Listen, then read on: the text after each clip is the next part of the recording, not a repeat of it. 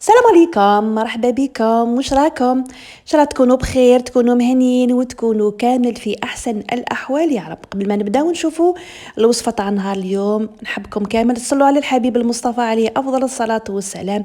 طلعوا لنا الفيديو بلي لايك بارتاج والاشتراك في القناه فضلا وليس امرا، وتعليقاتكم المحفزه. نحب نشكر كامل الاخوات اللي حطوا لي التعليقات تاعهم. البنات اليوم راح نبارطاجي معاكم وصفة جد رائعة للرائحة الكريهة ولا الريحة الغير محببة اللي تكون في الفم. هنا عندنا مواد بسيطة، على بالي عندكم كامل في الدار. شكون ما عندهاش القرنفل اللي هو المسمار، شكون ما عندهاش دوك بالعقل نقول لكم الوصفة. القرنفل راه عنده فوائد كبيرة يعني الرائحة تاع الفم. القرنفل راه مادة معقمة مطهرة، يداويو بزاف بها الناس، لي دونتيس، ويخدموا بها الادويه.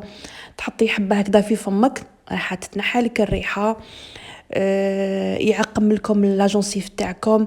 اذا كانت تسيل بالدم رايح يطهرها، فهمتوني، وينحي لكم الم واوجاع الاسنان. دونك القرنفل ضروري يكون حاضر في هذه الوصفه. عندي الشب البنات، كما راكم تشوفوا الشب ايضا ماده معقمه مطهره. شتو كي نروحوا نحو ضروس ولا اسنان، يقول لك كي تروحي للدار ديري مغرف كبيره تاع الشب مع كاس ما دافي، وشلي بها لاجونسيف تاعك، منها ينحي لك الم الاسنان، ومنها يحبس لك سيلان الدم حاشاكم، فهمتوني. وميم طون لاجونسيف تاعك تشد روحها وتبري بالخف. عندك ايضا ورقه تاع الغار اللي هو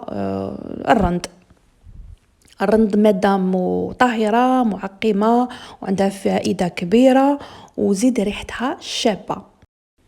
وعندنا ايضا مغرف كبيره بيكربونات دو سود. عبالكم البيكربونات دو سود راهي ماده معقمه مطهره.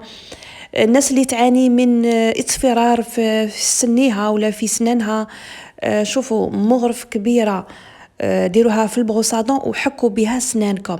الناس اللي تشرب القهوه بزاف، الناس اللي حاجاكم تتكيف، عطيوها رجالتكم عندهم سنيهم صفوره كحوله، ديروا البيكربونات في البروصادون وحكوا بها سنانكم خطره في الاسبوع، ما تكثروش منها. عندي ايضا مغرف كبيره تاع خل التفاح.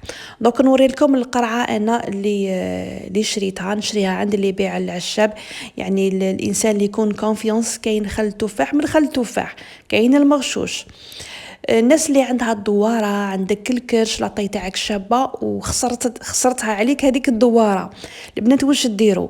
مغرف كبيره تاع خل التفاح في كاس ماء دافي يوميا كل صباح على الريق، اشربي لي هذاك الكاس ماء دافي مع مغرف كبيره خل التفاح، ومع المطول تشوفي الدهون هذو كامل لي غاز، الكرش تاعك ما توليش مسطحه. سورتو الناس هكذا، نساء اللي عندها كما نقولوا عندها 2 3 4، يعني ولدت بزاف، مع الناس ايضا نساء اللي عندهم لي سيزاريان شتو الهواء يدخل لنا، كما نقولوا لي غاز في الكرش.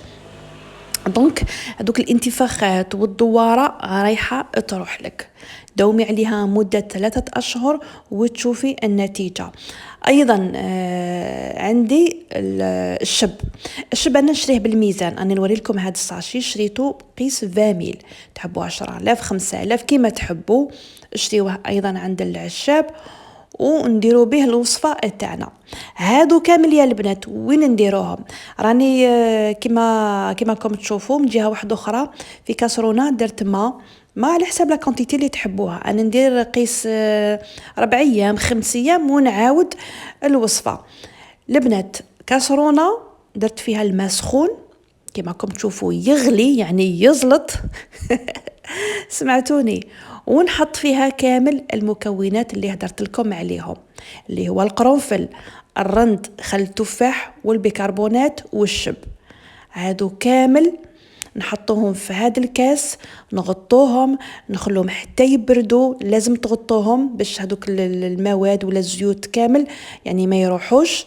تغطيهم بكاش سوتاس، وحتى كي يبرد تحطيه في قرعة ولا تخليه هكذا في كاس، وتشلوا بيهم يوميا الفم تاعكم.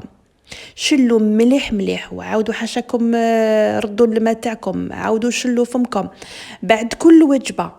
الصباح تاني على الخوا كي تحكوا في الليل سنانكم، شلوا هاد السائل ولا بهذا المحلول مدة أسبوع، ريحة تاع الفم تاعكم تنحالكم. وقلت لكم كي تخرجوا دائما عندكم القرنفل في فمكم باش هكذا تيفيتيو الريحه الغير محببه. كاين بعض الاخوات تشوفي سنانهم الله يبارك ولا جونسيف تاعهم مليحه، بصح ممكن البروبليم في الاستوما تاعهم. دونك داويو الاستوما تاعكم باش هكذا الريحه تاع الفم تاعكم ما تكونش. هذه هي الوصفه تاع نهار اليوم، ان شاء الله تكون نالت اعجابكم. بارطاجيوها ديما نقول لكم مع الاهل والاحباب والاصدقاء. الى وصفه واحده اخرى، فيديو واحد اخر، مع السلامه، في امان الله.